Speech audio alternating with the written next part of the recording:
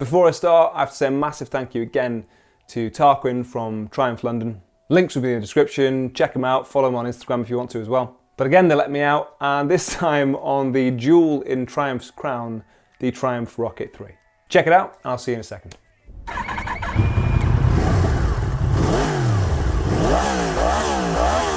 Right then, folks, that is a rare treat. You just don't get days like this very often. Absolutely love it. I just look at those tyres. The front one's bigger than my V7's rear tyre was, and the rear tyre is bigger than my car is. And that's not even a joke. That's not even an exaggeration, is it? It's huge. And I love these little details on there. Good styling from Avon. I think we all want to hear what it sounds like. I think I can safely make that assumption, right?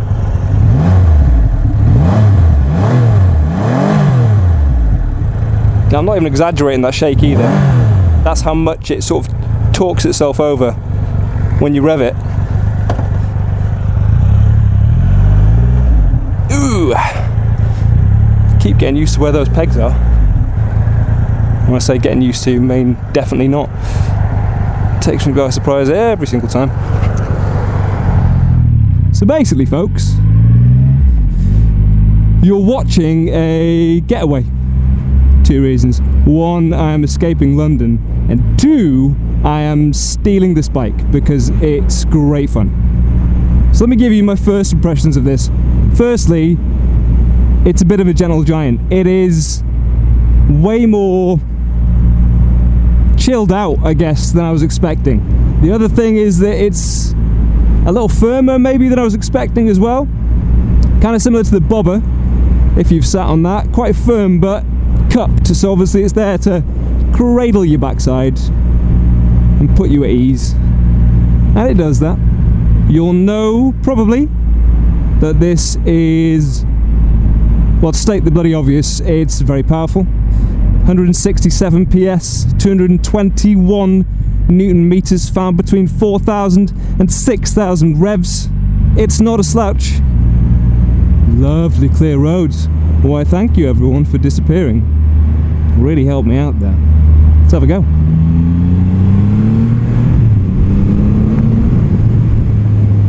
Okay, let me explain how that feels to you, because I'm assuming some of you might find it difficult to have a go on one of these. It's ride-by-wire, but it is immediate. There's not so much of a delay on there, which is good. Hate that from ride-by-wire. So it feels pretty immediate, but it has this comfortable sort of pause before it really kicks you in the butt and shoves you on. And you can feel it just get stronger and stronger. I don't know what revs I was at. The clock is quite low. You don't really see it at all. Bars are really wide, really fat. I think that's why this thing feels quite easy to muscle round. Because it's got a lot of leverage on there, it feels pretty light on the bars.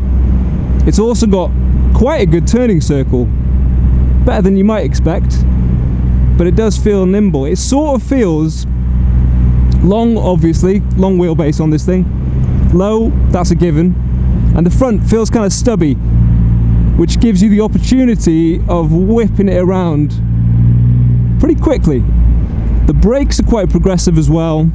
Everything's kind of progressive. I guess what you don't want is to get on a bike this big and this imposing and have it just be stop, start, giving you whiplash the whole time. You want a little bit of subtlety and nuance to it.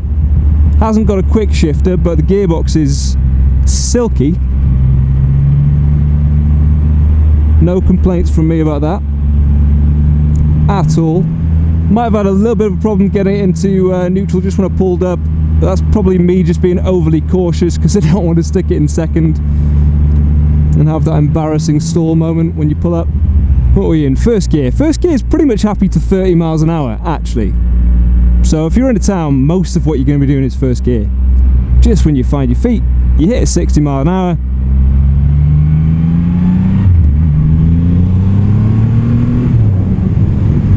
And then it gets there in a heartbeat. Pretty much a blink. And they know you don't want to be looking at the clock too much, or that you're not going to be bothered about the clock in the slightest. So that's why they put it so low down. You're not going to be looking at it you're just going to be grinning from ear to ear, looking at the horizon, get closer and closer. I love it! I love it! It's so fun! So it's fair to say that I enjoyed my day. Sunny weather, epic bike, decent roads. What's not to like? If you compare it to some of the other things that it's close to, most of them are going to be twins. It's the same with the Tiger. Most of the other adventure bikes in its class are 2-cylinder. So there's something that you just can't get from other bikes that you do get from this. And then because it's a 3-cylinder, it doesn't really matter what gear you're in, it'll be happy. First is to get you rolling, second will do you for practically everything else. Third is so powerful that it basically spins the world backwards on its axis. So you've effectively got a time machine. And you're going to say it's expensive. Yep, it is. But how much would you pay for a time machine?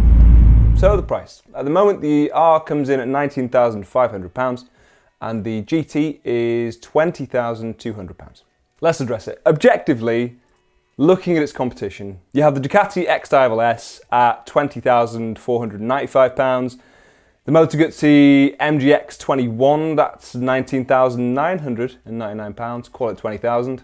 BMW just released the R18 starting at £18,995. And Harley have things like the FXDR for £17,995. That's the market this bike is playing within. I'm not going to say this was a hero of mine because I don't think it's been out long enough to claim that status. But it's definitely a bike I was looking forward to. And I'm very happy to say that it's lived up to my expectations. Couldn't have asked for more. Yeah, if I'm spending that kind of money, there are a few things that I want. I want it to have weight.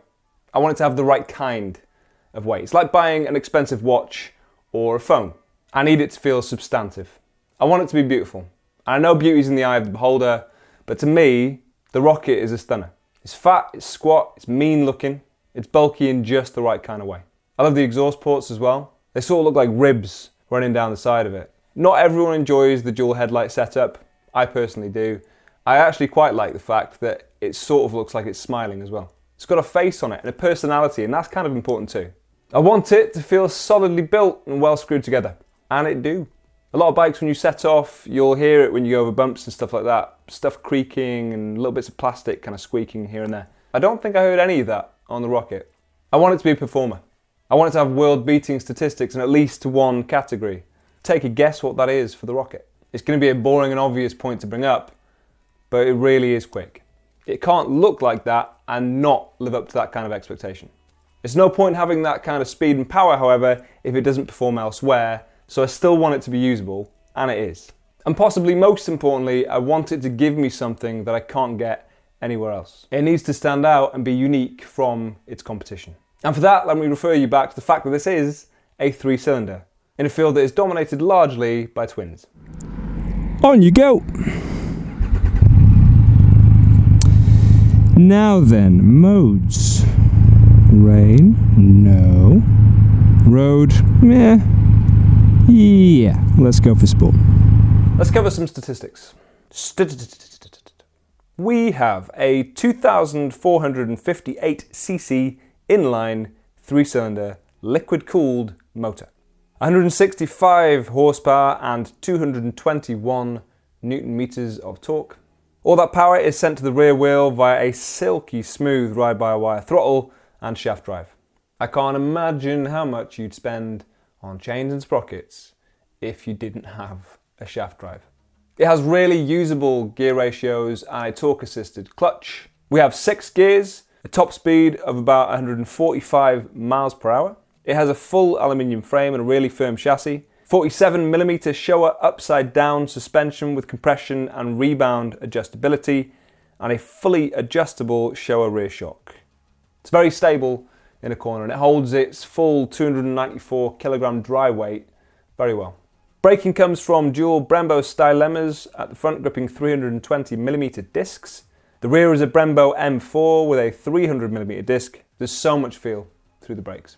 It has a wheelbase of 1,677mm, a rake of 27.9 degrees, and a trail of 134.9mm, seat height of 750mm. It is low and long with a seemingly relaxed headstock, but it does a good job somehow of feeling quite stubby and responsive. Probably a certain amount of that will be because of the big wide bars. It has 4 rider modes, cornering ABS and traction control. It also has an 18-litre tank, but I feel obligated to point out that it's a bit of a thirsty bitch. Who'd have guessed? Right, there's no one behind me. Let's just find out. Just for the sake of it. Alright. Give it to me.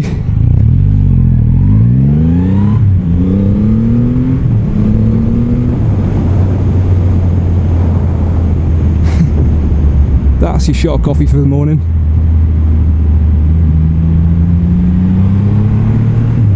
It's great. It's just as much as you need.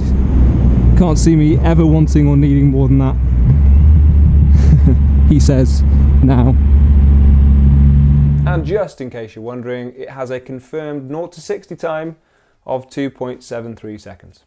And if you want sword measuring contest, for reference, that is a gnat's dick faster than a McLaren P1. So there is a con to having really fat bars. Your shoulders are kind of out like that. If you were doing a tour, you'd be, I guess, stretching yourself out whenever you got the chance. Well, I know I would from past experience. The position's pretty comfortable though. It doesn't pull you too far forward.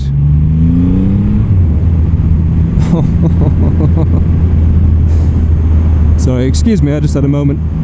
What was I saying? Oh yeah, it's quite comfortable. The nice thing is that even low speed stuff is quite enjoyable on this, because obviously, you know, restrictions getting tighter as they are. There aren't a lot of places you can really build a bike up to that much speed and get that sort of performance out of it. So it's nice that even at lower speeds it feels enjoyable. Part of that, I think, is because it's a naked bike. Essentially, there is no fairing up there, there's no screen, there's nothing to block out the wind, so you can feel the speed, which has that calming effect of just taking a few miles an hour off the top, so you don't feel like you need to be doing 120 to feel like you're going fast. If you've got that sort of resistance, you've got the context which tells you are doing 60 or 70 miles an hour. I like that. I don't think I would put a screen on this, unless of course I was taking it on a longer trip, in which case you might want the GT instead of the R. The GT just makes it a bit easier to cover distance. It has adjustable front sets for a more relaxed leg position, swept bars to take the pressure off your back and shoulders, heated grips, a small fly screen to relieve some of that wind blast, and a little pillion backrests and luggage rack. Small differences in keeping with the overall theme and style of the bike that offer a subtle boost in long-term riding comfort. It honestly changes direction faster than it arguably should. And then when you are picking your line, I mean, it's not like you're flicking it around. I've certainly been on faster bikes for handling. I have not been on a faster bike for speed. But you can even sort of blip the throttle before you drop it into a corner, which is nice. It doesn't just handle well for a big bike. It handles well for a bike. For well-rounded performance, it easily outperforms almost all of the other bikes in its category, and quite a few in other categories too, including the commuter class. Just make sure you've got something really cold to stuff down your pants, because otherwise it's gonna hard-boil your eggs. Oh, can we? Hey, think skinny thoughts. There we go. Hassle-free. So it does work as the perfect commuter tool, apart from speed bumps. Yeah, though. And it's certainly got the shove if you do need to get out of the way of stuff, which actually, to be honest with you, is about half the fight when you're in a city. Even scooters, when it comes down to it.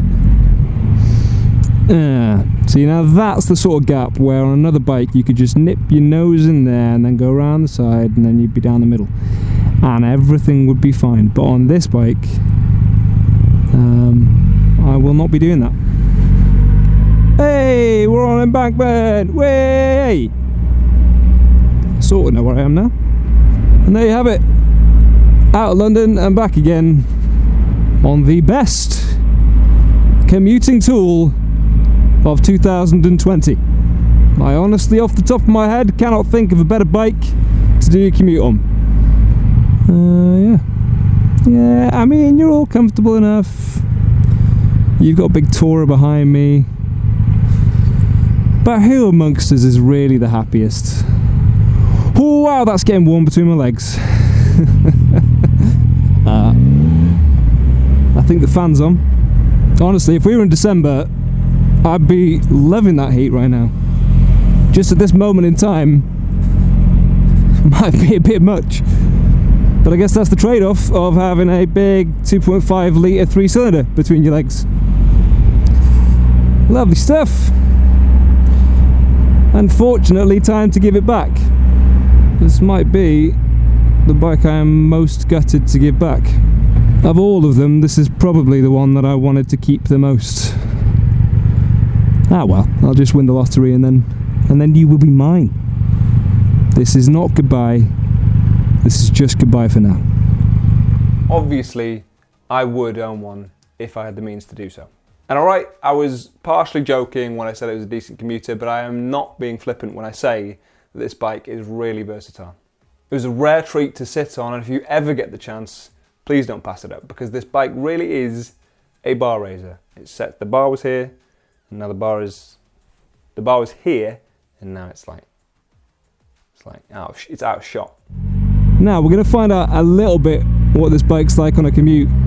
It is a useful test to see whether or not this thing could work as your everyday bike, which I'm sure a lot of you are considering. I'm certainly considering, trying to find space in my mind. Would this work if I was just nipping to the shops? I mean, I'd be going to the shops a lot more frequently, so there's that. My thanks again, obviously, to Lind Triumph Motorcycles London. They're around Vauxhall. If you get the chance, check them out. If you live in London, I will leave a link in the description. Comment if you want to, subscribe if you haven't already, and I will see you in the next video. Ta-ra.